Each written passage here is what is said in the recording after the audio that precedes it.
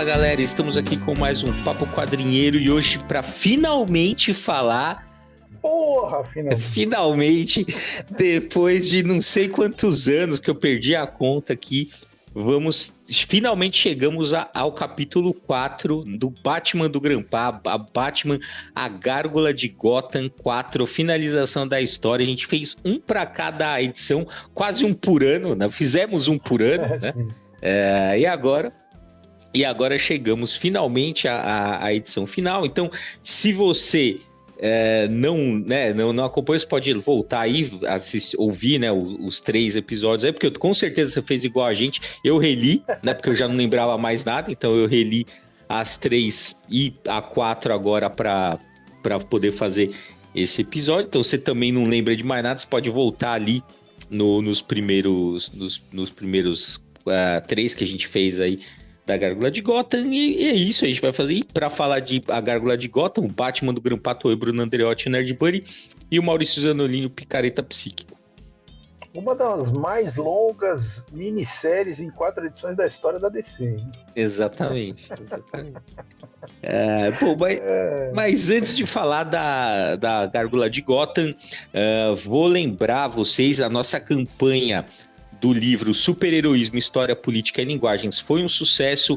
A gente, né, na hora que a gente está gravando aqui, está faltando um pouco mais de 24 horas para terminar a campanha. A gente já está com 151%, o que significa que a gente conseguiu bater as 2 metas extras, né? Então, quem comprou o livro, então, vai ter, né, vai ganhar o marca-página e vai ter uma aula sobre, né, todos os apoiadores vão ter direito também a uma aula sobre quadrinhos como objeto de pesquisa, por onde começar, uma aula introdutória para você que está a fim de pesquisar quadrinhos e tal, mas vai ser só para quem apoiou. Se você não apoiou, fique esperto, porque mais cedo ou mais tarde a gente vai aparecer com outro lançamento aí da Alma Pop, né? Então, é muito bom, né? A gente já tá o segundo, em menos de um ano, a gente já fez 2 financiamentos. O primeiro foi o Verdade e Justiça, o Superman das Origens da América de Trump, meu livro aqui, né? E agora a gente já emplacou esse, né? Outro sucesso aí do nosso seminário também, né? Fruto do nosso seminário Super-Heroísmo, História, Política e Linguagens. Então, a gente pode dizer, né, Maurício, que o selo Alma Pop é um sucesso. É um sucesso. É fácil falar quando você tem só 2 livros e os 2 foram financiados, você pode falar isso aí. Não, pô, mas tá financiado, é sucesso, pô. Não, claro, então, é isso que eu tô dizendo. Daqui uns 5 anos a gente vai, talvez, ter que pensar melhor, mas agora é um sucesso total. Agora é um sucesso. Não, logo menos já saiu o 3º aí, a gente também vai bater todas as metas, pô. Isso aí. É Brasil, aqui é Brasil. Pô, aqui é Brasil. Bom, então é isso aí. Então, se você participou, muito obrigado pelo seu apoio. Se você não participou, daqui a pouco o livro também vai estar à venda, né, pela editora Comênios ali, né? O Alma Pop é um selo da editora Comênios, então você vai poder ir lá no site da Comênios e pegar também o livro, caso você não tenha apoiado. Claro que com um preço diferente, porque a gente, né, privilegia sempre os nossos apoiadores, mas vai estar lá, né, para você. E em breve outros lançamentos aí pela Alma Pop. Bom, então vamos falar agora da Batman Gárgula de Gotham, né? Então eu vou ler aqui a sinopse e a gente começa, né? Aqui, ó. Os sinos ecoam por Gotham enquanto a cidade mergulha em um massacre sem precedentes. Com o plano do Dr. Geist finalmente realizado, seus seguidores espalham violência e insanidade pelas ruas, atacando amigos, vizinhos e desconhecidos em nome da corrupção que consome seus corações. Porém, existe uma escuridão igualmente perigosa dentro do Batman, e talvez a única forma de salvar Gotham seja libertá-lo de uma vez por todas. Então é isso aí, finalmente aí o final dessa saga do Rafael Grampa, né? Finalmente um brasileiro escrevendo e desenhando o Batman, né? E aí, Maurício, o que você achou desse final? O que você tem para comentar? Bom, assim, uma coisa que vai ser unanimidade com certeza é que a arte é foda pra caralho, né? O Grampa realmente, bom, em todas as edições ele segura muito bem a história. Essa coisa dele fazer esse uniforme do Batman totalmente preto, né? Um preto profundo, assim, com linhas brancas e tal, se destaca na página, né? E aqui ele vai ainda espalhar esse uniforme por outros personagens, né? Que são os ratos ali, que seriam os hobbits, né? Seria estaria fazendo essa associação aí desses personagens com os hobbits. E tem um momento na história em que então eles vão juntos, né, lutar contra esse caos que virou Gotham City e tal. E aí eles várias partes diferentes do uniforme do Batman vão pro uniforme desses ratos, assim. E assim, é muito bom, é muito bem feito. Ele sabe usar o preto e branco quando precisa, ele sabe usar, né, os tons de cinza com fundo colorido nas cenas de ação, mesmo os personagens, né, que retornam, né, retornam o Crying, retorna o Coringuinha para esse embate final, né, e ele, assim, é um espetáculo, assim, visualmente é impressionante, assim. A cena que tem a luta do corredor ali, no caso nas escadas ali, é muito boa. Uma página inteira, assim, né? E você vê lá o Batman lá em cima, já subindo lá no terceiro plano, mas assim, em segundo plano, primeiro plano, você tem os degraus, você tem os caras que ele já com os quais ele já lutou ali, um lance abaixo da escada, né? Então, porra, ele realmente, assim, como um cara que sabe construir uma página, né, para expressar essas cenas de ação, principalmente, ele tem bastante porradaria nessa última edição, né? Ele é impressionante, assim. De novo, ressalto aqui, eu já falei de outras vezes, a coisa das onomatopeias, né? Então, a história, como você leu aí na sinopse, o caos em Gotham começa quando soa um sino, né? E esse sino ativa, digamos assim, essa postura transgressora em determinadas pessoas da cidade, né? A tal da Dark Aura, né?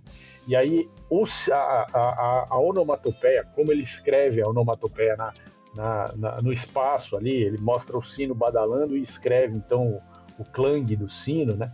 É muito bem feito.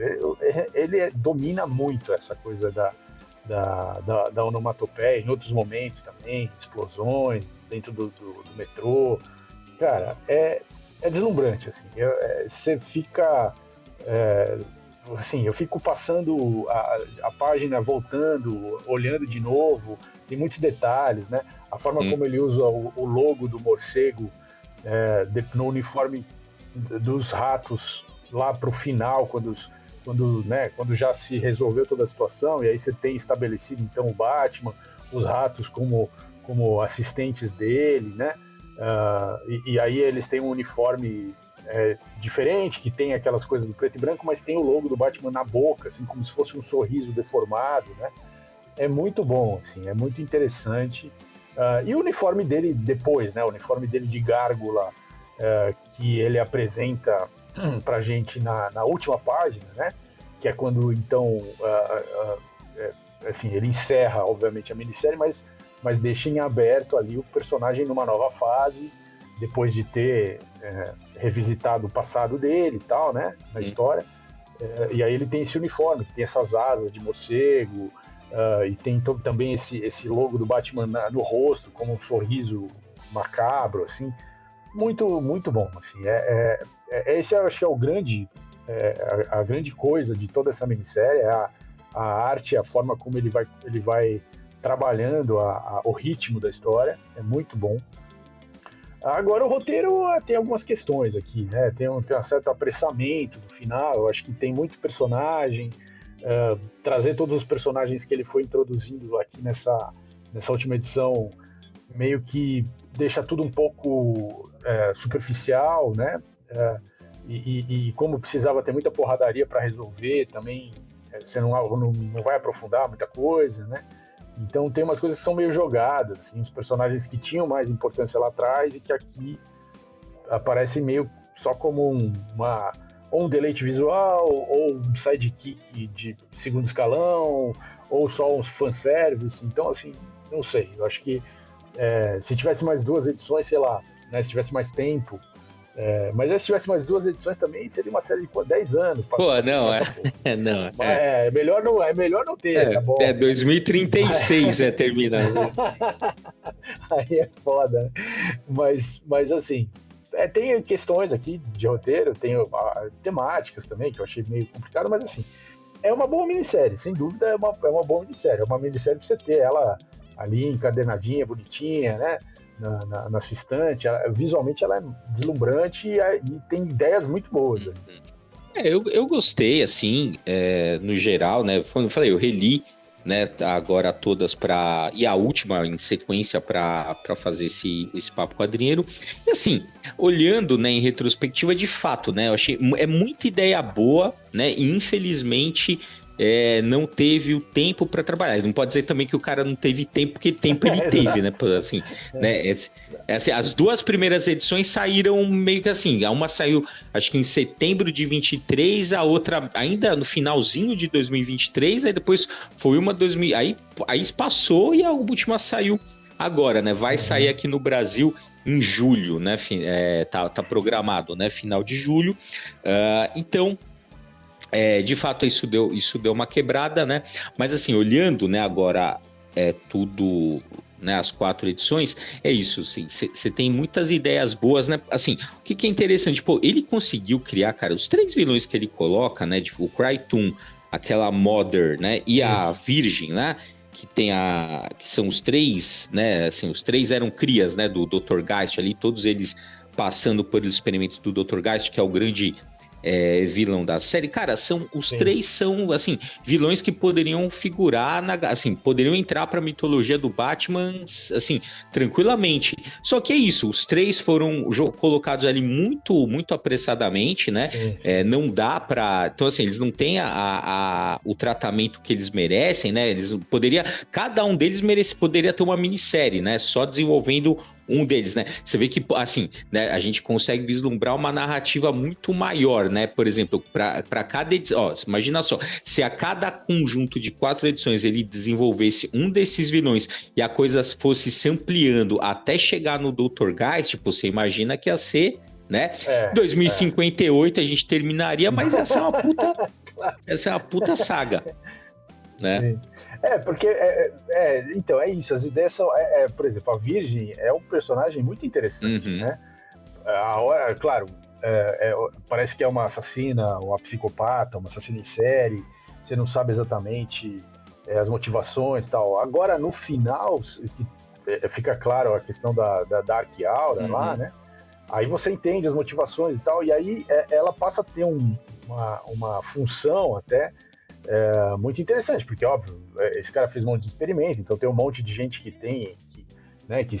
é escrava dessa Dark Aura, ou que está dominado por essa Dark Aura, e ela vai ser, então, essa vigilante focada nesse assunto, assim, e aí isso poderia dar bastante histórias, assim, para Gotham, né, para parcerias, a revelia até com o Batman e tal. Então, assim, tem bastante espaço, mas nessa minissérie não tem espaço, não tem espaço. Então, todos os crimes que ela comete, que parece um grande mistério, em uma página de conversa com o Gordon, meio que, beleza, aquilo tem essa explicação aqui, e aí acabou o arco dela, você vai ver ela lá na última página, indo embora, e acabou, assim. Então você cria, constrói-se muita expectativa em cima de uma coisa que depois não avança. O próprio Krypton, o Mother e tal, assim, todos eles, né, infelizmente acabam jogados ali, né, mas apesar disso, igual, eu gostei dessa história da Dark Aura, né, da manipulação da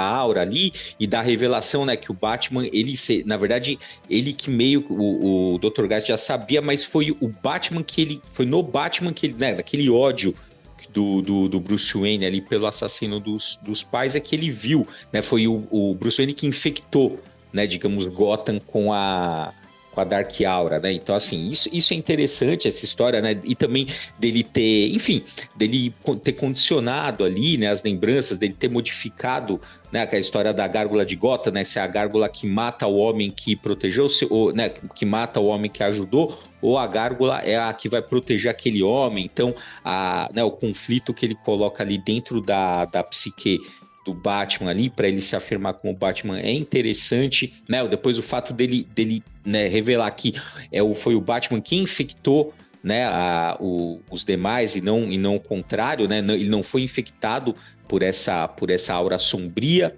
né? Então isso tudo eu achei muito, muito interessante. Até o Coringuinha que ficou mais jogado que todos eles, né? Foi o Coringuinha, mas quando ele vê que ele reconhece naquele, né, assim, talvez até mais puro aquela aura sombria no Coringuinha, né? Enfim, e termina meio que... Assim, isso é interessante, porque é uma releitura da ligação dos dois, né? Sempre o Batman e o Coringa tem uma ligação, né? E essa interpretação né, que seria pela aura sombria, eu achei legal, achei bem, bem interessante essa parte aí enfim, da história, né, que ele introduziu na mitologia do Batman, né? E é interessante porque tornou assim, esse é um aspecto que eu acho que não dá para ser incorporado, né, na mitologia tradicional, vai ficar uma coisa restrita aí, né? A esse universo, mas a esse universo. Mas, por exemplo, esses vilões seguramente poderiam entrar para a mitologia do Batman ali, né? Poderiam figurar como na galeria de vilões do Batman tranquilamente.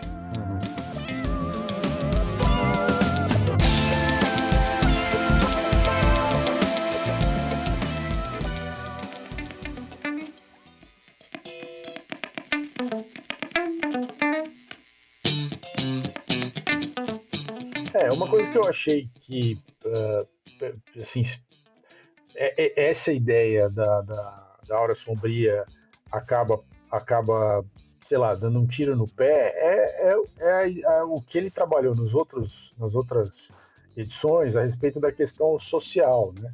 Porque lá tinha aquela jornalista que denunciava a questão do problema de classe em Gotham, né? Dos milionários, e o Bruce Wayne, então, era um desses, né?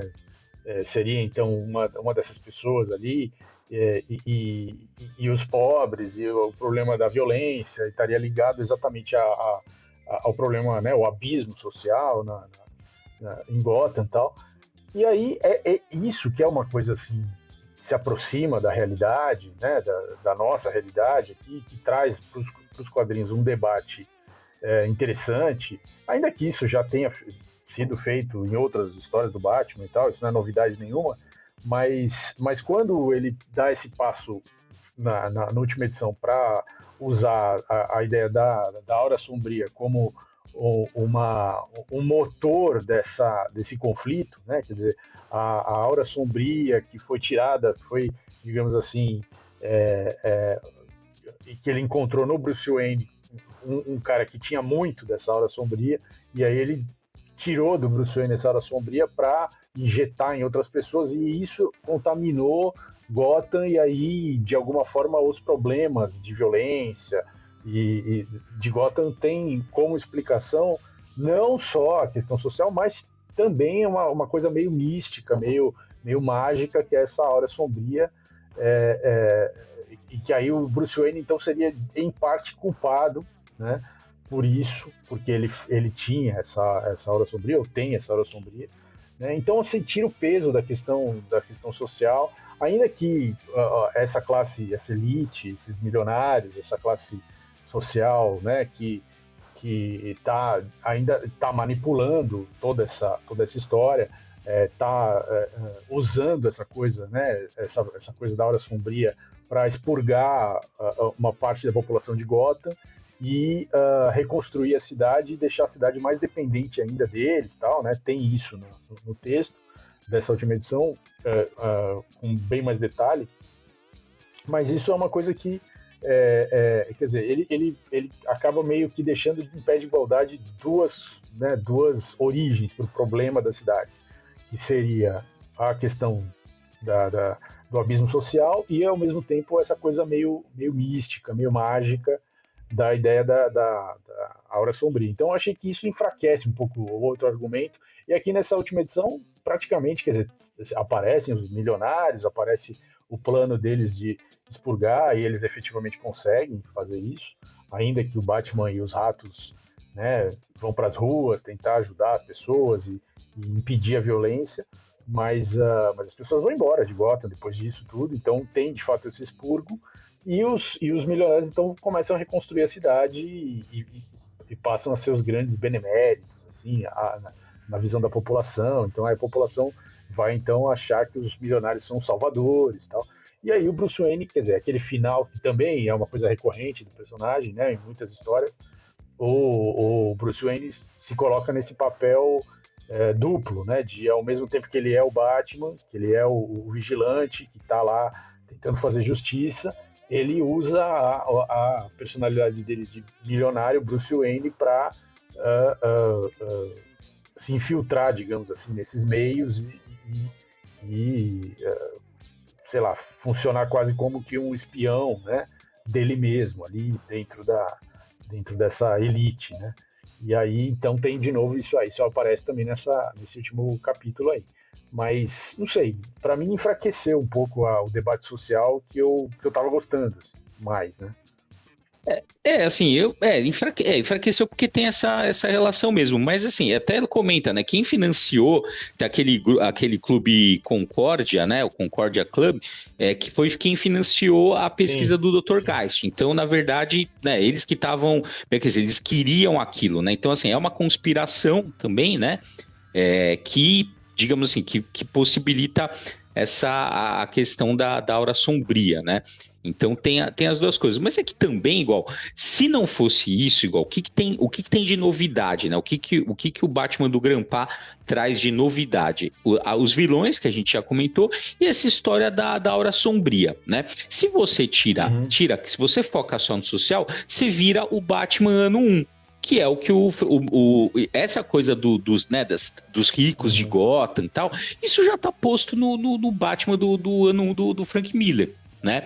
E vamos lembrar que, né, o Frank Miller e o Rafael Grandpa, eles têm uma relação muito próxima, né? Eles trabalharam juntos no The Golden Child, né? Que é uma continuação do Dark Knight, então eles têm uma relação muito próxima ali de mentor-discípulo, né, de mestre-discípulo e, né, como a gente já lembrou, o Grandpa chama ele de sensei, então tem uma relação muito próxima, né, entre os dois, e em vários momentos, né, então assim, essa é uma temática muito cara, né, pro Frank Miller, nessa coisa da riqueza corruptora, né, em Gotham City, e o Batman ser esse vingador aí que vai expurgar o mal da cidade. Isso tem também até no The Dark Knight, né, o Cavaleiro das Trevas, ainda que por outras vias, né? E a gente consegue ver, né, muito esse é um Batman bem brutal, né, o Batman do Grandpa, então você consegue reconhecer na violência, pô, ele também, do mesmo jeito do que o Batman do Frank Miller, esse Batman é um assassino, né? Ele luta para não ser, mas ele mata, né? Ou pelo menos né, deixa morrer ali no final, né? Ele vai ter uma luta final, ele quer, né? Que ele mate lá, no final ele segura porque ele percebe que é aquilo que o Dr. Geist quer que ele faça, então ele se segura ali, mas em vários momentos ele já... Ele ressuscita, né, o cara. Ele ressuscita o Dr. Geist, mas antes, quando ele tá matando, ele vai discutir, ele vai tretar com aquele brucutu, ele também não mata o cara, né? Porque é isso que ele para, mas isso eu achei interessante, né? Porque na hora que ele não mata, né, ele fala assim, não, você vai ficar nesse inferno aqui comigo, né? Isso é bom. Isso é interessante. Mas ele não tem a ação de matar, assim, de forma... Mais ou menos, porque ele enfia uma granada no estômago do cara, né? Aí o cara explode. Mas o cara aguenta. Então, exato, né? Aí o cara tá caído lá, tem sangue pra todo lado. Então, assim, pra mim já matou, mas aí ele vai lá com a espada e fala, não vou decapitar esse cara, né? Porra. Então tá, né? Eu acho que no Dr. Geist é mais claro porque, de fato, o cara tá morto. Nem é ele que mata o Dr. Geist, né? Quem mata o Dr. Geist é o Krypton, né? E aí ele pega e ressuscita, né? O Dr. Geist com as varetinhas elétricas lá, ele dá um choque no cara pro cara ressuscitar e o cara volta, né? Mas Mas não sei, meter uma granada no estômago do cara, acho que já passou do limite, já. Não, ela. Não é que tá, não é mais ou menos. Sim. Outra coisa também, né? Infelizmente, a repórter lá, aquela que, né, que começa toda aquela comoção em Gotham, ela fica meio jogada, ela vira assim, Totalmente. ela que vai, né? Ela, tá bom, ela faz o discurso ali que vai convencer aquela galera, né, do bando lá que tava junto com os Rats a ir lá e ajudar a cidade. Tá bom, vai, beleza, mas isso, né? Não... É aquele papinho de vamos nos unir, nós pobres, nós rebeldes e nós milionários rebeldes, né? Os pobres rebeldes, os milionários rebeldes, vamos nos unir aqui para salvar a cidade. E aí ela faz o discursinho. Mas é isso, perde a função da personagem também, eu acho. Uhum. Tem isso, né? Eu falei, é o que a gente estava comentando, né? É a questão de você ter muita coisa para colocar, né, em apenas 4 edições. Então, assim, como eu falei, são várias ideias boas, né, que tem aí, mas que infelizmente não em 4 edições, ainda que ele tenha tido muito tempo, né, entre a edição, principalmente entre a edição 2 e a 3 e a 3 e a 4, né? Mas é isso, você tem um limite de páginas, você tinha, enfim, várias coisas ali e foi o que deu para fazer, né? Mas, como eu estava comentando, assim, eu acho que são ideias muito boas, né? Essa parte da Dark Aura é interessante, né? Que eu acho que é o diferencial aí do que ele traz, né? Ainda outras coisas interessantes também, no caso a máquina cega, né? A Blind Machine também é legal, a releitura que ele faz do Batmóvel, né? É legal também você ver uma Gotham City São Paulo, né? É muito, muito legal, né? Vários olhares, né? Você coloca ali, você vê, pô, é São Paulo, Gotham, isso foi legal. Ver Gotham City, Gotham City transformada em São Paulo ou vice-versa foi muito bom, né? Acho que isso é um ponto bem legal da HQ, ainda mais para quem conhece, né, para nós brasileiros e para quem conhece, quem vive aqui em São Paulo também foi bem legal de ver, né? E, cara, no geral, eu gostei, assim, eu posso dizer que foi uma das histórias mais legais do Batman ali que eu li nos últimos tempos, assim, talvez não seja, né, não fique aí no top 10, mas, pô, cara, tá bom, tanta merda que é publicado aí com o Batman, e a galera fala, nossa, que sensacional, que não sei o quê, e aí eu vejo o pessoal criticando, né, assim, assim, querendo, assim, eu não sei também que expectativa que criou, né, pô, cara, não, óbvio que não ia ser um novo Dark, né, um novo Cavaleiro das Trevas, cara, não tem como, né, até por uma questão de época mesmo, né, são outros tempos, tal. Outra coisa também que deu uma placada, né, acho que 2 coisas deram infelizmente, né, assim, quando a gente olha, acho que contribuiu para a obra não tá tendo, eu acho, né, o devido reconhecimento. Uma que essa demora, né, querendo ou não, o hype esfriou, né, muito tempo para terminar, então deu uma caída e, né, pô, o sucesso do Batman Absoluto, né, que deu uma, né, assim, não fez o hype aí diluir, mas eu tô falando, cara, eu gostei muito das edições, eu não ia comprar, mas eu sou verme, então eu comprei as edições nacionais. Muito bem. Eu pensei, porque assim, eu falei, pô, são 4 edições, é óbvio que eles vão lançar todas as edições em capa dura, com 200 mil extras e tal. Eu falei assim, mas aí eu falei, vou esperar comprar, mas eu falei, não, eu vou comprar, vou ler físico aqui o 3, vou comprar a 4 aí que vai sair. Eu acho que vale a pena. É uma boa história do Batman, com certeza muito melhor do que a maioria das histórias que tá saindo nessa saga do Batman aí, porque porque as sagas, elas são as compilações por anos, né, décadas aí de histórias, e cara, assim, tem, claro, todos eles têm arcos muito bons, tem arcos muito ruins, então em vez de você perder uma nota aí com arcos de qualidade duvidosa, e eu sei que você é verme, você quer ter a saga completa, mas é muito mais interessante você ler uma história mais curta, ainda que com seus problemas, né, claro, nenhuma história é perfeita, mas que traz elementos interessantes para você discutir aí a mitologia do Homem-Morcego, ainda mais se você é como a gente, assim, pô, quantos anos a gente tá lendo história do Batman, cara, assim, você precisa de alguma coisa nova, senão você não aguenta, assim, Sim. né? Assim, a mesma história, é sempre o mesmo Batman, cara, tem os pais, tem o Coringa, tudo, já conhece, a gente já conhece essa história, a gente precisa de coisa nova, né? Uhum. Não, sem dúvida. Tem várias coisas, várias ideias bem diferentes aqui, né? Desde da ideia do Gárgula, que é muito boa, Uhum. até, né, esse panteão de vilões novos aí e tal, né? Então, de fato, é bem interessante. E assim, os ratos, né, que são que aí ele fala, né, no final, que é o estilo deles de trabalhar, é o estilo Robin Hood, que é para fazer a ligação com a ideia de Robin, Uhum, né? uhum. Que nem tem a ver, quer dizer, os Robins do Batman tem a ver com o pássaro Robin, né, e Uhum. não com o Robin Hood. Mas fica a questão do nome, né, que é só para fazer um gancho, é bem feito, acho bem pensado, né? Uhum. E também o fanservice lá no final, porque o Bruce Wayne, além de entrar então para tal da, do grupo dos milionários lá, né, que tem ele passa a ser membro lá do Clube da Concórdia, Uhum. né? Ele também vai financiar o Arkham, Uhum. né? Que é o lugar onde foram feitos os experimentos, tal, que foram feitos experimentos nele quando ele era criança.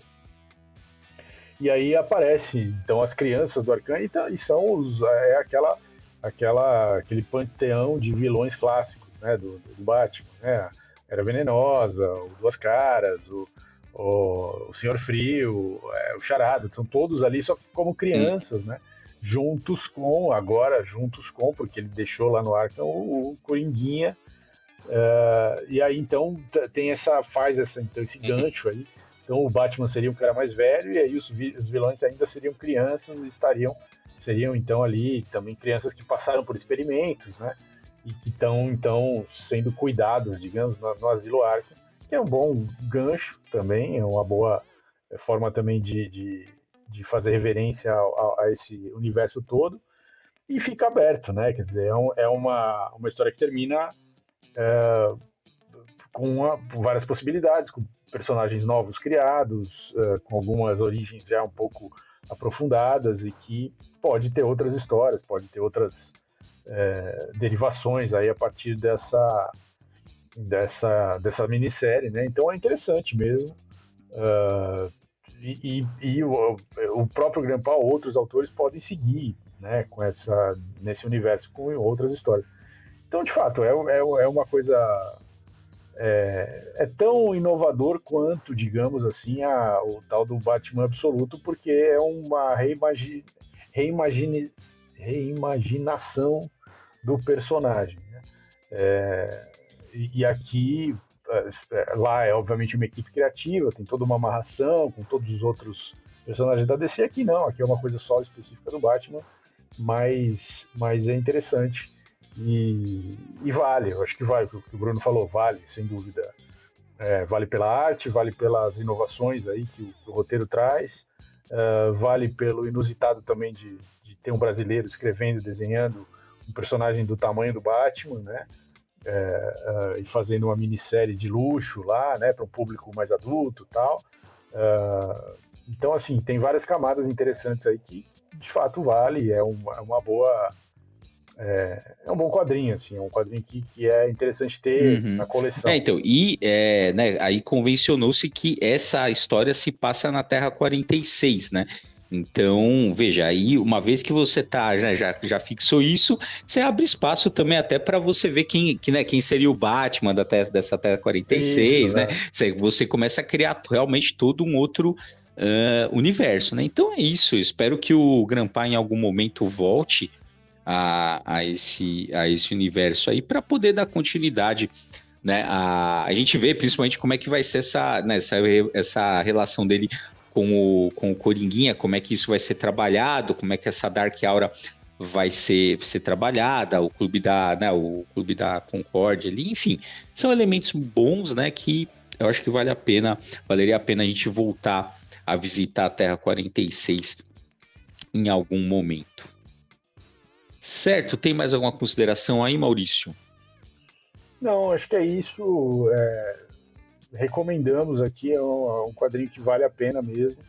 E esperamos outras coisas do Grandpa aí, com outros personagens, outras coisas, porque realmente ele é um cara bem criativo e que entrega uma arte dinâmica incrível, assim. Então, queremos mais Grandpa. Não precisa ser o Batman, fazer outra coisa, mas queremos mais Grandpa. Ah, com certeza. Bom, então é isso aí, galera. Obrigado aí. Se você chegou até aqui, então vou pedir para que você nos siga, @quadrinheiros, né, no nosso Instagram, ou Facebook, ou no Threads, né, @quadrinheiros. A gente, então, se você está ouvindo isso aqui no YouTube, dê seu like, inscreva-se no canal. Se você está ouvindo no Spotify também, segue a gente no Spotify, avalie com 5 estrelas, deixe o comentário, ajuda a gente aí. Qualquer uma dessas ações ajuda no engajamento, tá? E é isso, galera. Valeu. Até o próximo Papo Quadrinheiro.